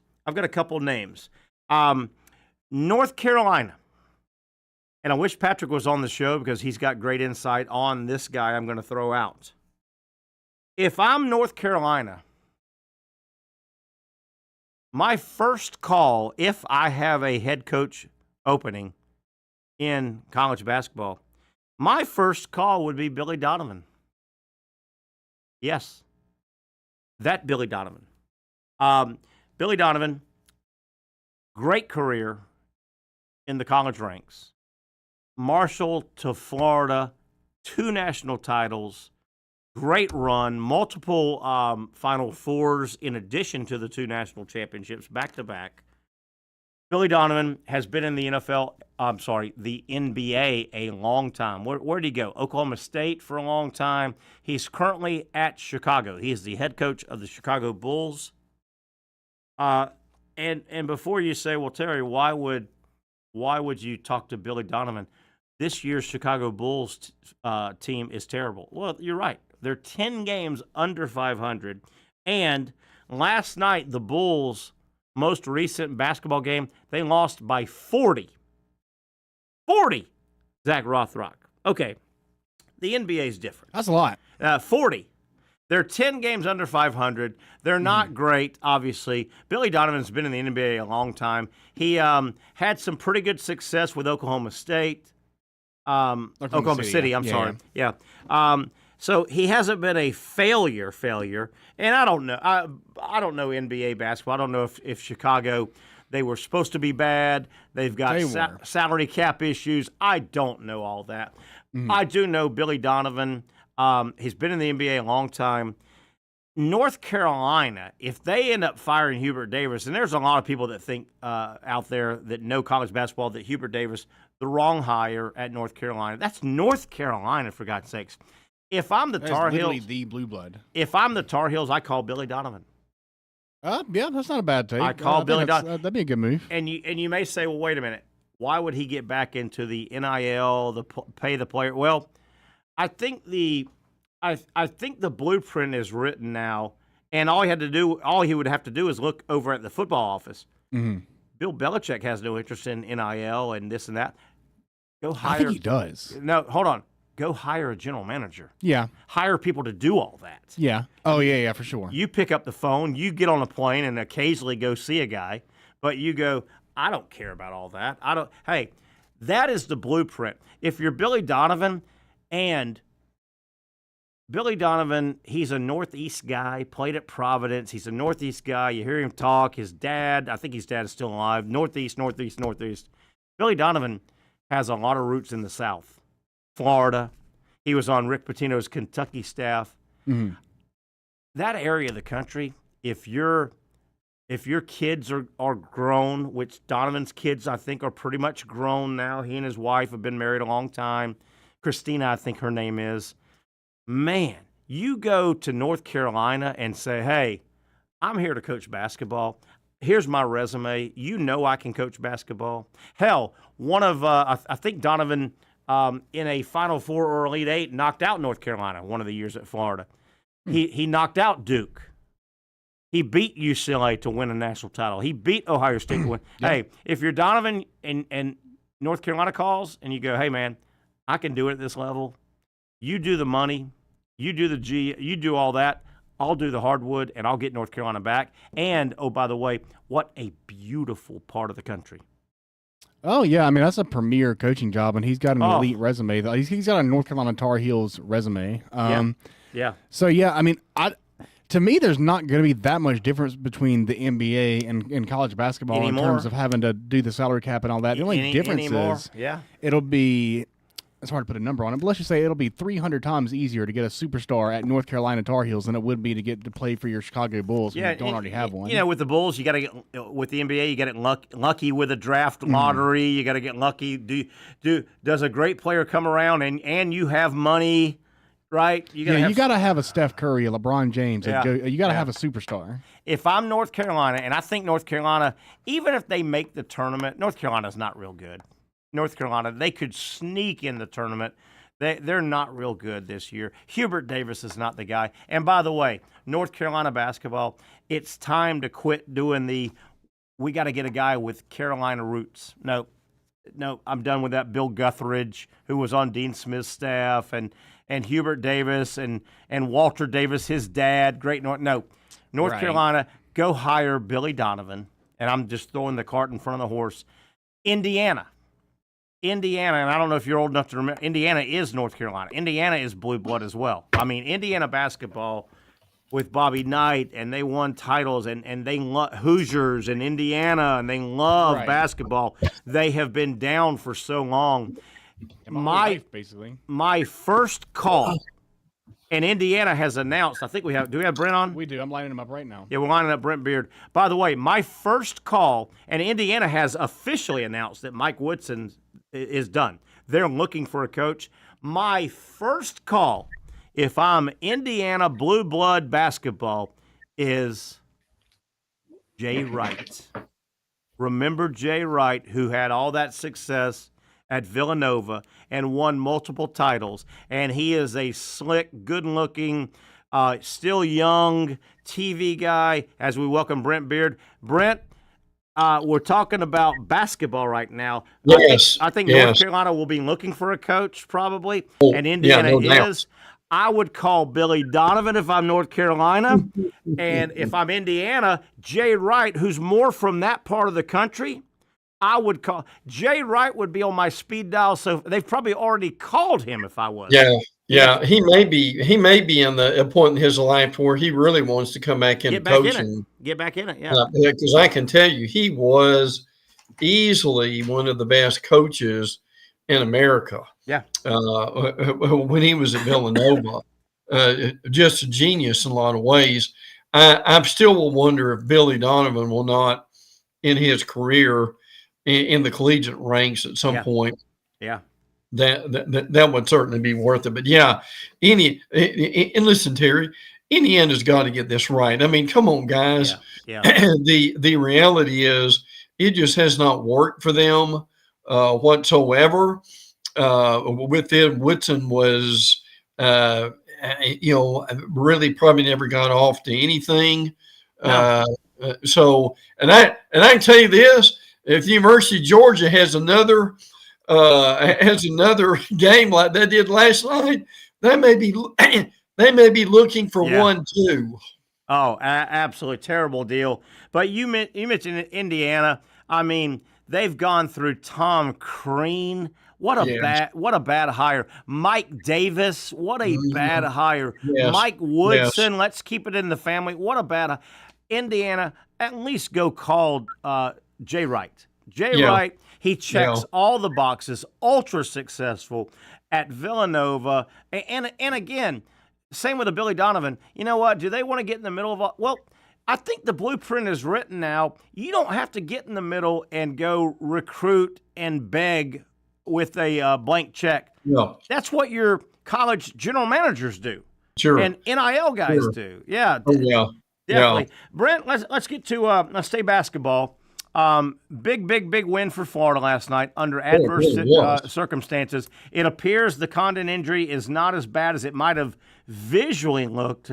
Looks like a low ankle sprain, negative x-rays.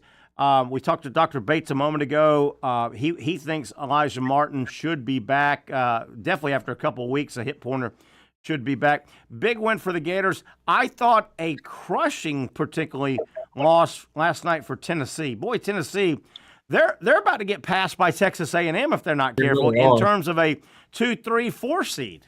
Yeah, they really are. And as we said, A&M came back and beat Georgia last night. Yeah. I'll comment on that. I want to comment on that in a minute. But Florida is really playing good sound basketball. Really are. I mean, that is really impressive to my stars, Terry. What are they going to be when everybody gets healthy and gets back together? That's but look, they're still physical. They're still ding teams up. And they can shoot the three. Clayton being back is tremendous. But I'm just telling you, this Tennessee thing is disturbing. It is. They're better than that. Look, I like Rick Barnes. but Terry, in some ways, this reminds me of Iowa football. They can't score. They really can't. Is that a good comparison? Yeah, it's a really good comparison. They can D you up. Now listen, they could win. Tennessee could beat you 42-40 faster than they could beat you 85-80. Yeah, and it's Rick Barnes must be really frustrated. Tennessee Vol fan. Tennessee's got a good team somewhere in there. There's a good team. Yeah. Do you realize Tennessee, they were 14-0, ranked number 1 in the nation for multiple weeks. They've gone their last 11 games, they're like 6-5. That's They're right. 6-5 in their last 11 games. And I'm telling you, they're about to get passed by A&M. And what a colossal screw up. And I think this could hurt Tennessee in March Madness. If they don't right the ship, they're going to go from a probable 1 seed, undefeated, national ranked number 1 team. They're going to mess around and get a 4 or 5 seed. I think that, from a psyche standpoint, would kill Tennessee going into the tournament. It'd be tough. Yeah, it really would. Now in the net ranking, they're still in the top 5. Yeah. So that's certainly one thing that is in their favor. The Zakai kid is really good. They all obviously they missed Dalton Connect, who went to the NBA. Yeah, that's tough for them. Good call on A&M. A&M's really good. They're 8th in the country right now. Wade Taylor is back. Yeah, which makes a humongous difference with that. And Terry, I'm sorry, I just got to get this out. A&M. I mean to tell you, Georgia's ahead last night by double digits in the first half. That thing looks like it's over. Not with Mike White. I texted somebody, it may have been you, is all you got to do with Georgia is let them they just destruct at some point, and that's what they did. But Terry, tell me that wasn't Exhibit A as far as who Mike White is. Oh, unbelievable. And gosh, the game before, they lose a 1-point game to Mississippi State. Georgia needs one more one kind of upset of a ranked team, and they're in the middle of it. Yeah, typical Mike White. God bless him. You know what? That's the level of coach he is. I think that's the level. It is. Brent, catch me up. I'll let the show off with, here's what I see with regard to the SEC basketball and March Madness, and tell me if I'm right, wrong, somewhere in between, please. Right now, as we sit, I see 10 teams in. Yeah. I think the SEC will end up getting 12 in. Okay, I would love 13, but I think it'll end up. It just never is as many as you think. I think it'll be 12. Now, with that said, I think we could rattle off the 10 that are in right now. I think the other 2 are going to come from this group of 4. And before I list the group of 4, there's 2 teams that are out of it. Yeah. LSU is 1-9, they're out of it, and South Carolina's 0-10. Barring them winning the tournament, they're out of it. Sure. So I think there are 10 givens in, and 2 more are going to get in from these 4. Georgia, Texas, Oklahoma, Arkansas. I think 2 of them are going to get in, and I think over the next 2.5 weeks, they're all about to start playing each other. I don't know who's going to get in there, but I think they're going to get 12 in. I think Arkansas might. Cal will eventually settle them down. Yeah. I think in another week or 2, and that they could be okay. Now here's the crazy thing about Georgia is EKG-ish. Can we use that? Yes. They are. The thing with Georgia is, Terry, out of nowhere, Georgia can win the SEC tournament. I'm being facetious here, but yet I'm not. When you least expect him, you know what he's going to do in losing. Yeah. But when you least expect it, he comes up with 2 or 3 big wins, and and that's able to keep them in there. Now Texas is better than they looked last night against Alabama. Yes. I mean, they've got some pretty good size. They've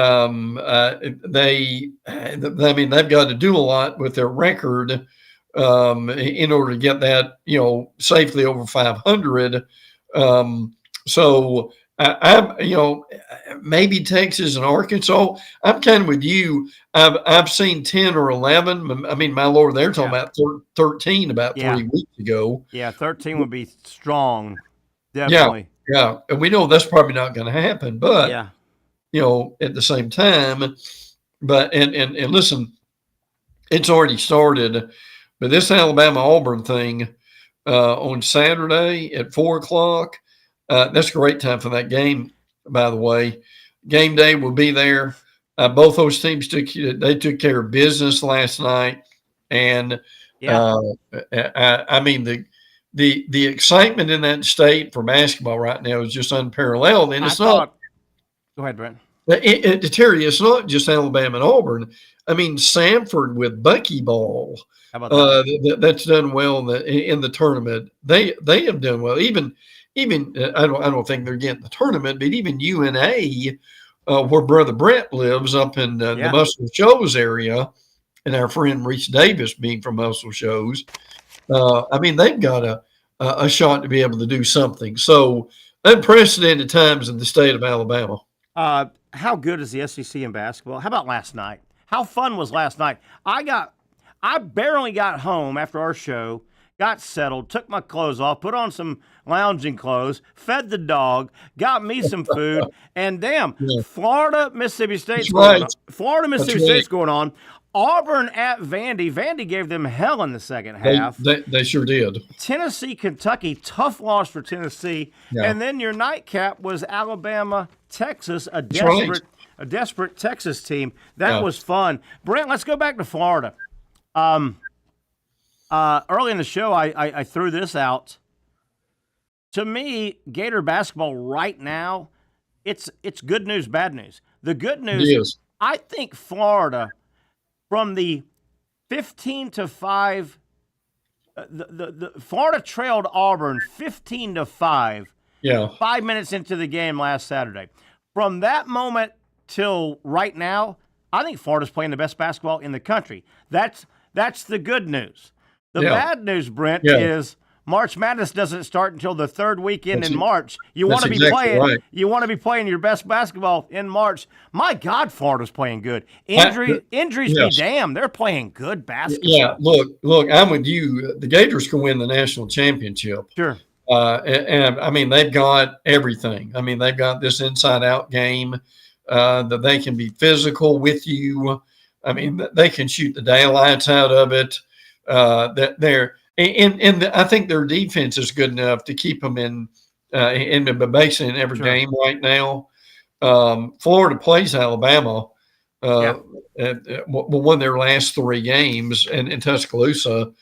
That's going to be fascinating. I'll tell you what, though, I'm going to call something right now. Okay. If Alabama wins Saturday against Missouri, next week the midweek game they play Missouri at Missouri. I'm gonna call that right now that they'll lose that game in Missouri. Yeah, boy, Missouri's good. Missouri's good. Brent, let me ask you. You're born and raised in Alabama. You know the area. You went to Alabama. How far roughly is Tuscaloosa and Auburn? Are they 8 miles apart, hours apart, 4 hours? Are they totally different ends? I don't know my geography in the state of Alabama. Yeah, they're a couple hours away. I mean, Tuscaloosa is based in the center part of the state.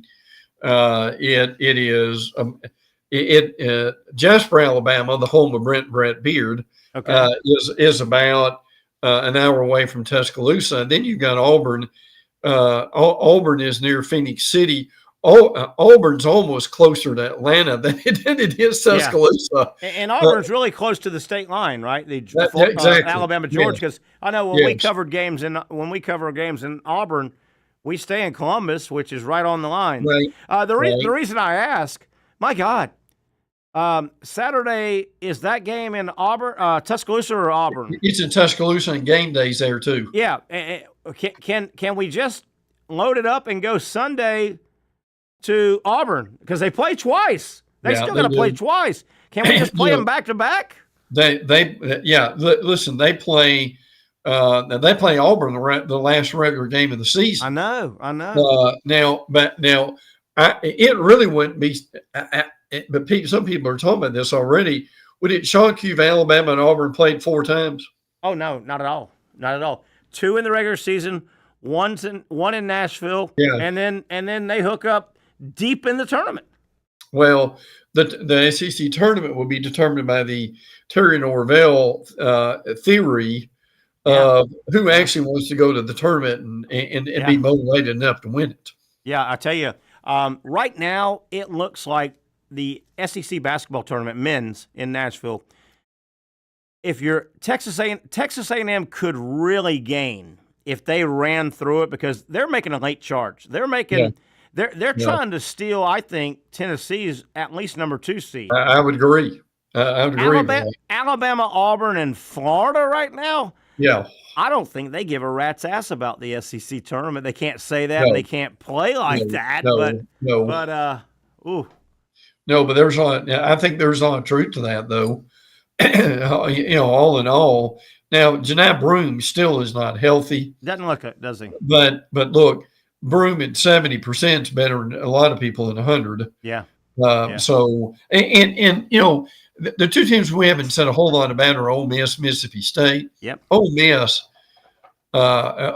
can really still beat anybody on their schedule. I agree. It's a dangerous basketball team the way Chris Beaird has them playing defense.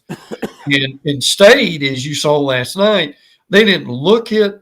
State's a little bit out of gas. Yeah. And they need to get something going again. But that Chris Sands has done a really good job with them too. I can see them getting on a roll before it's over. Also, definitely. About 4 minutes left. We'll be out of here. We'll get back together tomorrow on the Young and Norvelle show from Sliders Oyster Bar. Brent, this is a little bit of a downtime, and I think I sent you a text the other day. I may have thought about it and didn't send it.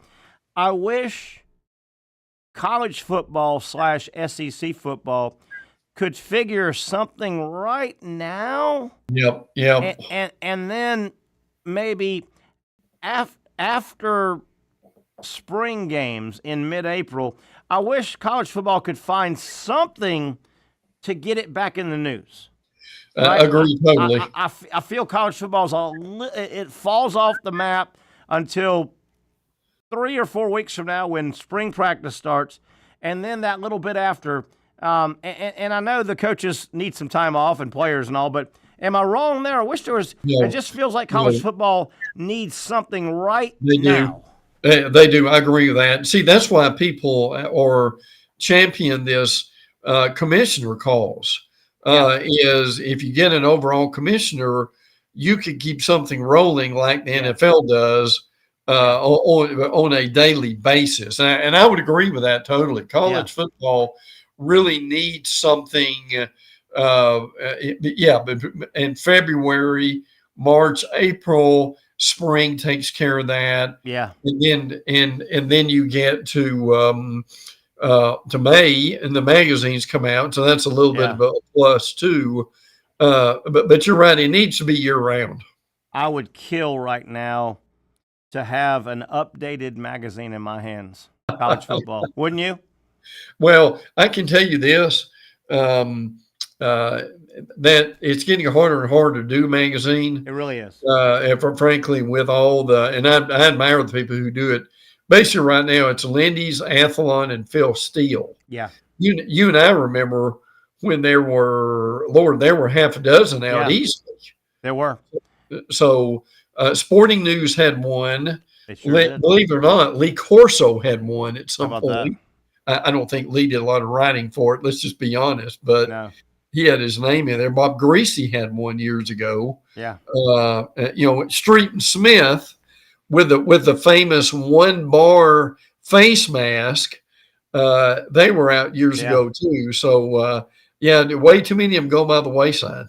Don't look now as we got a minute left. Don't look now, but I think college softball has already started. Yes. Florida's ranked number 1 in college softball, and the SEC. By the way, Oklahoma just came into the league.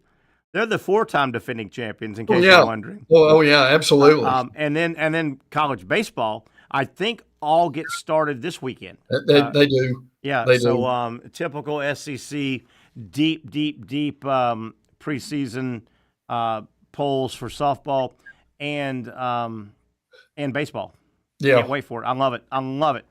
I do too. And look, again, as we've said many times, the SEC network has done more for baseball and softball than probably any other sport, maybe besides gymnastics or something like that. Really has. I will watch, man.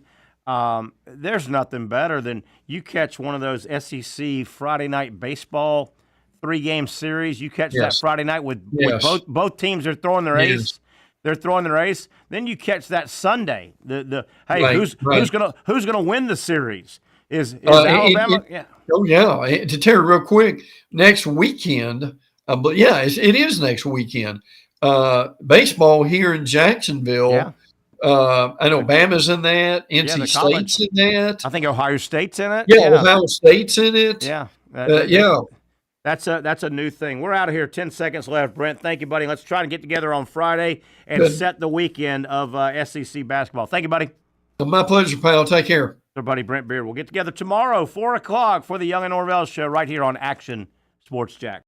Finally, a family atmosphere, kid-friendly restaurant with a real sports bar feel. Bricks Jack's Beach features all of that and a large, climate-controlled covered patio with misting fans and heaters for all seasons. Mix in an extremely diverse menu that features the most quality and affordable steak at the beach, and there's no reason not to enjoy your next lunch, dinner, happy hour, or big sporting event at Bricks Jack's Beach, 300 2nd Street North in Jacksonville Beach. See you at Bricks Jack's Beach.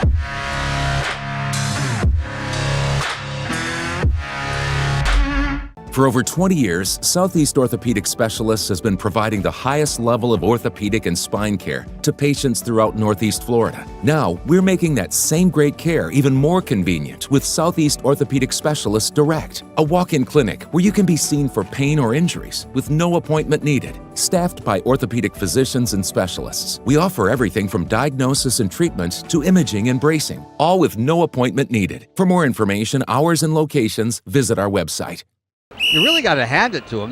Hold on. The previous play is under further review.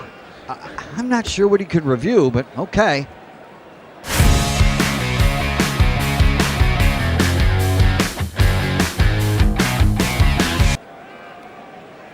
Sure has been a while. Dynamic Hurricane Grill and Wings for the football season. Well, there he is. Oh, what is that? Hey everyone, Olivia Tasley here from Action Sports Jacks to tell you all the different ways you can watch our new 24/7 network. 3 easy steps. You don't even need a pen and paper to write it down. Step number 1, download the app. Search Action News Jacks in your app store either on your phone or your smart TV. Then, once you're on the app, click on that little drop-down menu in the upper left-hand corner with the 3 little lines. That'll show you these options, and boom, right here, click Action Sports Jacks 24/7, and you will be brought to our continuous stream channel. That app can be accessed through all these different platforms. Whether you have Roku, Fire TV, Smart TV, Apple TV, or Google TV, you can find our app. Now, if you don't have access to the app, don't worry, we still got you covered. We're across all social media platforms from Facebook, Instagram, X, YouTube, Twitch. We have a podcast channel. Plus, check out our short reels on our TikTok. Action Sports Jacks 24/7. It's on all the time and everywhere. Summertime means sizzling sales at Nimnick Buick GMC. The #1 Buick GMC dealer in Jacksonville has lots of inventory to choose from with their best price guarantee. Nimnick never charges above MSRP. You can save up to $10,000 off select new GMC Sierras or get rates as low as 1.9%. You know, I'm a truck guy. GMC Sierra, my trim level is an SLT. This one's an Elevation. Pretty good looking color as well. So here at Nimnick Buick GMC, you have a lot to pick from. My father-in-law, he drives this, an Enclave, so I feel like that GMC in the family. 2025 is coming around the corner, which means it's almost time to close out those 2024s this summer. You can schedule a test drive at NimnickBuickGMC.com, and while you're there, check your trade value and customize your payment options. Nimnick is there for you, even on Sundays. Visit the showroom on Phillips Highway or shop online at NimnickBuickGMC.com. Nimnick, your friends in the car business since 1940.